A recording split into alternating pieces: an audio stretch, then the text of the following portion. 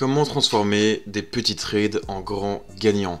Vous vous êtes probablement demandé cela plusieurs fois. Et aussi formidable que soient tous ces vieux aphorismes commerciaux, ils semblent un peu vagues et ne nous donnent malheureusement pas vraiment de détails sur la façon dont on accomplit exactement les choses merveilleuses qu'ils impliquent. Aujourd'hui, je vais vous présenter une façon qui vous permettra de transformer de petits trades en grands gagnants. C'est ce qu'on appelle le pyramidage. Et vous avez probablement déjà entendu parler de la pyramide.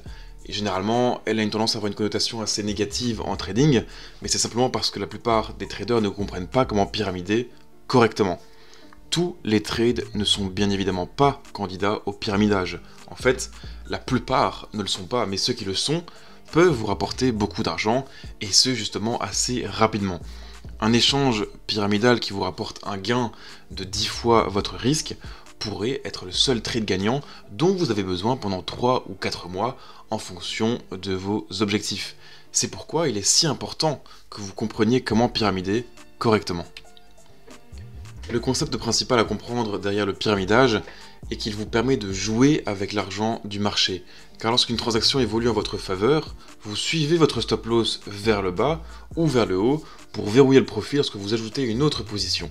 Cela signifie essentiellement que votre risque global sur le trade reste le même ou diminue à mesure que vous immobilisez des bénéfices, mais votre bénéfice potentiel augmente, en supposant bien évidemment que vous le fassiez correctement. Cependant, vous devez être conscient que même si les avantages de la pyramide sont importants, les risques peuvent également être importants si vous ne pyramidez pas correctement. Si vous ne suivez pas correctement votre stop pour maintenir le risque global au même niveau, ou moins chaque fois que vous ajoutez une position, vous augmenterez dangereusement votre risque à un niveau qui pourrait faire exploser votre compte. De plus, étant donné que vous suivrez votre stop loss peut-être plus étroitement que vous ne le feriez sur une transaction non pyramidale, à mesure que la transaction évolue en votre faveur, cela augmente malheureusement les chances que le marché se retourne contre vous et vous empêche de sortir de la position entière. Personnellement, je vous conseille de pyramider une transaction que si vous pensez qu'il y a de fortes probabilités que le marché est dans un mouvement à sens unique, fort avec un élan. Il ne doit pas nécessairement s'agir d'une évasion, il doit simplement s'agir d'un mouvement substantiel qui, selon vous, aura une forte dynamique derrière lui. Donc maintenant que nous avons discuté de ce que signifie jouer avec l'argent du marché et des risques potentiels du pyramidage, parlons de la façon de pyramider correctement afin que vous puissiez éviter les risques majeurs du pyramidage tout en ayant une chance de gain important. Le concept de base du pyramidage dans une position est que vous ajoutez une position au fur et à mesure que le marché évolue en votre faveur. Votre stop loss se déplace vers le haut ou vers le bas, donc selon la direction du trade bien sûr, de façon à verrouiller le profit lorsque vous ajoutez des lots ou des contrats.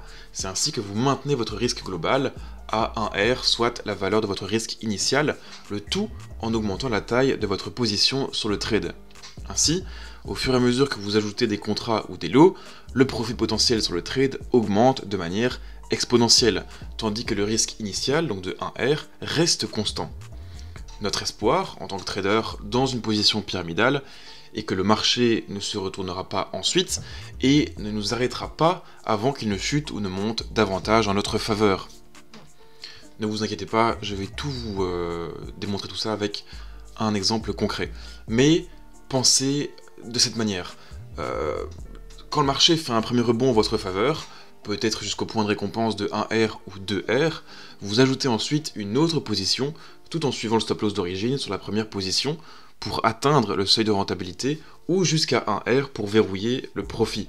Vous êtes toujours exposé au final à un risque de 1R sur la deuxième position, mais vous avez maintenant doublé en fait la taille de la position car votre premier lot est toujours ouvert. Donc trêve de théorie, regardons maintenant un exemple de ce à quoi pourrait ressembler un trade correctement pyramidé. Cela vous donnera également une meilleure idée des mathématiques derrière le pyramidage. Donc voilà, donc désormais je vais maintenant schématiser tout ça au mieux afin que ce soit plus clair pour vous. Nous supposons que l'euro USD ait tendance à baisser comme il l'a été ici récemment. Donc je vais préparer un petit peu le terrain. Hop, on va supposer ceci. Comme ceci. Voilà. Bon, on va supposer aussi pour que ce soit plus simple que votre stratégie consiste simplement à trader les break and retest On a donc ici un rejet du niveau 1.067 ainsi que du niveau 1.07. On va supposer que vous rentrez donc à la vente ici sur ce niveau par exemple, après un éventuel modèle d'entrée. Ça évidemment, ça ne regarde que vous et votre stratégie. Vous allez décider de placer, supposons, votre stop loss au niveau des 1.07, d'accord, et que vous allez risquer 100 pips. Hop, donc c'est-à-dire que vous allez placer votre entrée à 1.06, comme ça c'est extrêmement simple, parfait, et que vous avez donc un risque de 100 pips qui représente 100 euros. Voilà. Ainsi c'est extrêmement clair. Hop. Voilà. Ensuite vous allez donc vérifier et estimer s'il n'y a pas de support significatif que vous pouvez voir ici plus bas. Et vous pouvez donc décider de viser un profit qui sera plus important sur ce trade et voir si la tendance ne tournera pas un petit peu en votre faveur. Supposons encore une fois maintenant que vous allez risquer viser un ratio risque-récompense de 1.3 sur ce trade. Hop, donc on arrive ici, parfait. Vous avez donc votre objectif ici qui va se situer, on va faire comme ça, sera plus propre, hein. Hop, au niveau des 1.03 à 300 pips donc, avec une récompense de plus 300 euros. Et on va donc supposer que vous allez ajouter par la suite deux autres positions à ce trade.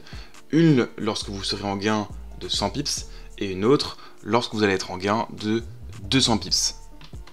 Et vous allez donc supposer que vous prévoyez de le faire parce que le marché a une forte tendance baissière et que vous avez le sentiment qu'il y a de fortes chances que la tendance va se poursuivre sans recul important.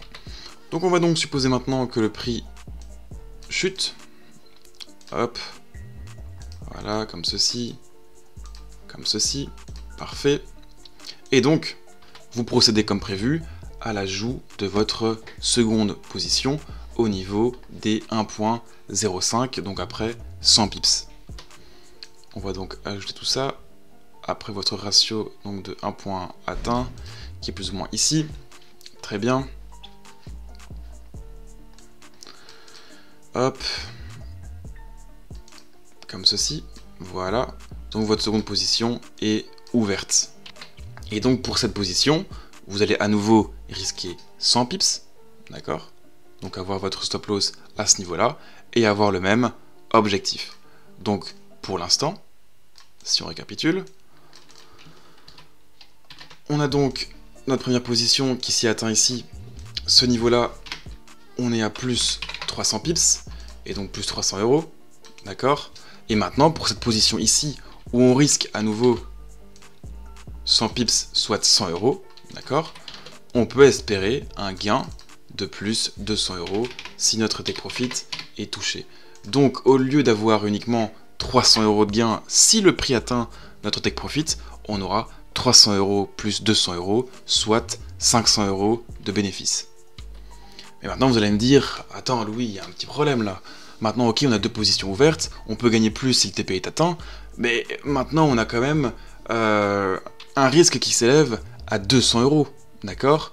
Eh bien, parce que, imaginons le prix s'inverse rapidement comme ceci, d'accord ? Eh bien, on est donc à moins 200 euros. Eh bien, pour éviter cela, avant que vous n'ouvrez votre seconde position, je vous invite bien évidemment à réduire le risque de la première position et donc à mettre votre trade à break-even. Vous avez donc sur le premier trade un risque de 0 euros.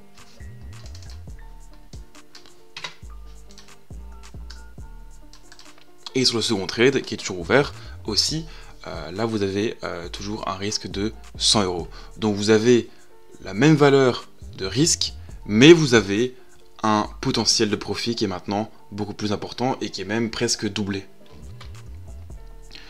Maintenant, on va supposer que le prix continue évidemment de chuter. Hop. comme ceci. Voilà, on va donc ajouter maintenant notre troisième position lorsque le prix aura atteint 200 pips en profit à partir de la première position. D'accord? Donc quand le ratio 1.2 est atteint, soit plus 2R. Ce qui correspond à ce niveau-ci. Voilà. On va réduire ça. On rentre donc ici. On a toujours un risque de 100 pips. D'accord? Et on a toujours le même objectif, donc ici. Et sur cette dernière position, on a donc à nouveau un risque en plus de 100 pips, soit 100 euros, et un gain désormais sur celle-ci de plus 100 euros.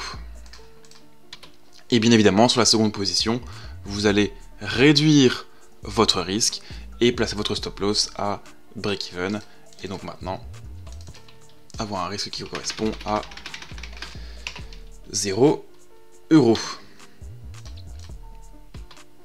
Et donc avec vos trois positions ouvertes, vous avez cette fois-ci un potentiel de profit de 300 plus 200 plus 100, c'est-à-dire 600 euros de bénéfice.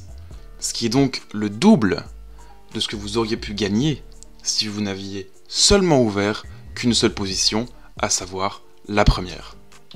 Vous avez donc la possibilité d'avoir 2 fois plus de gains en ayant un risque qui n'a jamais dépassé 100 euros dans ce cas-ci, soit 100 pips. Parce qu'à chaque fois qu'on a ouvert une nouvelle position, on a toujours réduit le risque de la première position.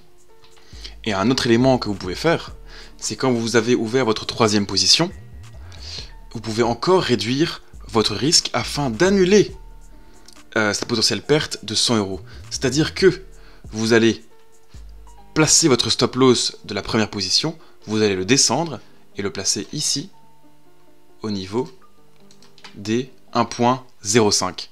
C'est-à-dire que si le prix se replie ici, certes, vous faites une perte de 100 euros sur la troisième position. Ici, vous clôturez votre position avec un profit de 0 euros. Et sur celle-ci, vous avez donc un profit de 100 euros. Donc moins 100 plus 100, vous êtes donc à l'équilibre. Et voilà un exemple concret de comment on peut arriver à jouer avec l'argent du marché. Donc maintenant, imaginons que, on va annuler ce mouvement, que vous avez donc encore plus de chance et que le prix continue de baisser et atteint votre objectif à 1.03, comme ceci, voilà.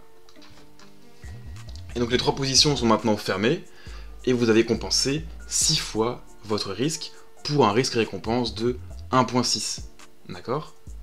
C'est-à-dire que vous avez risqué 100 euros à chaque fois et vous avez gagné maintenant, vu que l'objectif était touché, 600 euros. 300 plus 200 plus 100, 600 euros au lieu de 300 euros. Donc au lieu d'avoir un risque reward ratio de 1.3, d'accord,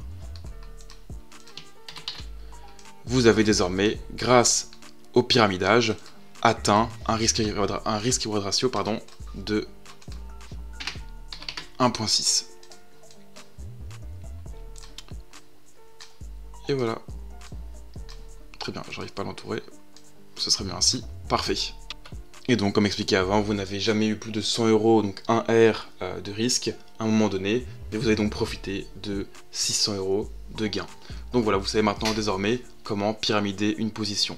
Bien sûr, c'est un exemple générique. À vous maintenant d'identifier aussi vos conditions, si vous voulez l'adapter, ou bien travailler de cette manière. C'est un petit peu à vous de décider et de backtester en fonction de votre stratégie. Dans l'exemple, nous avons utilisé un montant de risque relativement faible à 100 euros par transaction. Mais vous pouvez voir à quelle vitesse le pyramidage peut augmenter vos bénéfices. Vous avez la possibilité de transformer un risque de 1000 euros sur une transaction en imaginons 10 000 euros en peu de temps si vous avez un gagnant de 10 contre 1. Ces types de transactions sont très possibles si vous négociez un mouvement propre qui peut être un grand mouvement d'une journée ou un grand mouvement au cours d'une semaine par exemple. Mais une chose importante à comprendre est qu'il faut une certaine expérience pour savoir quand la pyramide peut être une bonne idée et quand elle ne l'est pas. Vous devez également être prêt à être arrêté au seuil de rentabilité, car lorsque vous suivez votre stop loss comme nous l'avons vu, il ne faut parfois pas un très grand retour pour vous éliminer de toutes vos positions pyramidales. Mais si vous n'obtenez qu'un seul échange pyramidal réussi toutes les X périodes, vous pouvez dégager de beaux bénéfices de temps en temps. Un autre point important est de ne pas laisser la cupidité prendre le dessus.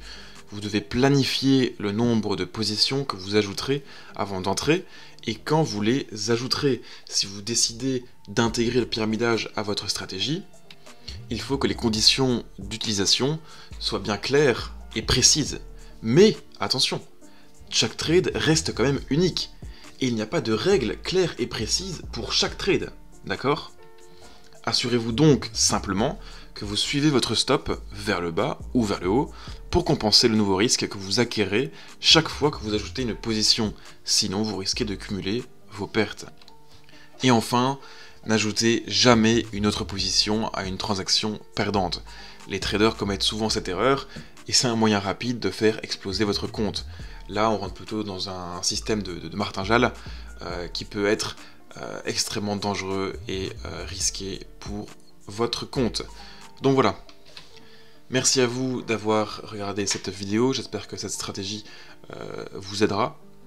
Bien évidemment, n'hésitez pas, et même je vous invite fortement à backtester si vous souhaitez intégrer justement le pyramidage dans votre stratégie, et à bien vous entraîner, car ça peut être parfois très compliqué à gérer si vous avez très peu d'expérience avec le pyramidage. Donc voilà, merci à vous. Je vous souhaite une bonne semaine. Je pense qu'il n'y aura pas de vidéo pendant un petit bout de temps parce que je prends des vacances bien méritées. Donc on se retrouvera très prochainement. Merci à vous, à bientôt, bon trade et bonne semaine. Ciao ciao.